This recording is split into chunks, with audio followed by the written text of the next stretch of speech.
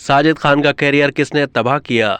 भारतीय फिल्मसाज साजिद खान ने हफ्ते के रोज मशहूर भारतीय रियलिटी शो बिग बॉस के सीजन 16 के ग्रैंड प्रीमियर में बतौर कंटेस्टेंट शामिल होकर सबको हैरान कर दिया।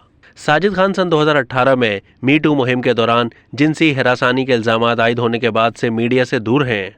सलोनी चोपड़ा, रेचल वाइट और मंदाना करीमी समेत कुछ अदाकारों के साथ साथ एक सहाफ़ी करिश्मा ने साजिद खान पर जिनसी तौर पर हिरासा करने के इल्जामात आयद किए थे, जिसके बाद उन्हें Indian film and television directors association ने 1 साल के लिए मुअत्तल कर दिया था। यही नहीं, साजिद खान को फिल्म हाउसफुल 4 की टीम से भी निकाल दिया गया था और इस फिल्म की हिदायतकारी की जिम्मेदारियां फरहाद समझी ने संभाल ली थी।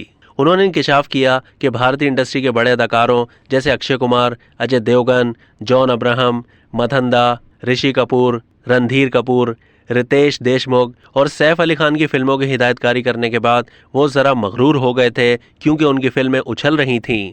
उन्होंने मजीद कहा कि एक मशहूर कहावत है कि नाकामियाँ लोगों को तबाह कर देती हैं, लेकिन मेरे केस में ये सूरत हाल इस कहावत के बरक्स है क्योंकि मुझे कामयाबी ने तबाह किया। साजिद खान का कहना था कि जब मैंने एक के बाद एक हिट फिल्में दी तो मुझे ये लगने लगा कि अब मैं कभी कोई ख़राब फिल्म नहीं बना सकता, क्योंकि हकीकत उस वक्त सामने आई जब मेरी 2013 में रिलीज़ होने वाली फिल्म हिम्मत वाला और 2014 की रोमांटिक कॉमेडी फिल्म हम शक्ल्स बॉक्स ऑफिस पर बुरी तरह नाकाम हो गई। उन्होंने 2019 की फिल्म हाउसफुल 4 के डायरेक्टर के ओहदे से सुबुकदोश होने पर कहा कि फिल्म हम शक्ल्स के बॉक्स ऑफिस पर नाकाम होने के बाद मैंने खुद को मीडिया से दूर कर लिया और फिल्म हाउसफुल 4 लिखना शुरू की और फिल्म की आधी हिदायतकारी भी की, लेकिन फिर जिनसी हरासानी के इल्जामात आयद होने के बाद मुझे फिल्म की टीम से निकाल दिया गया और फिल्म का क्रेडिट भी मुझसे छीन लिया गया।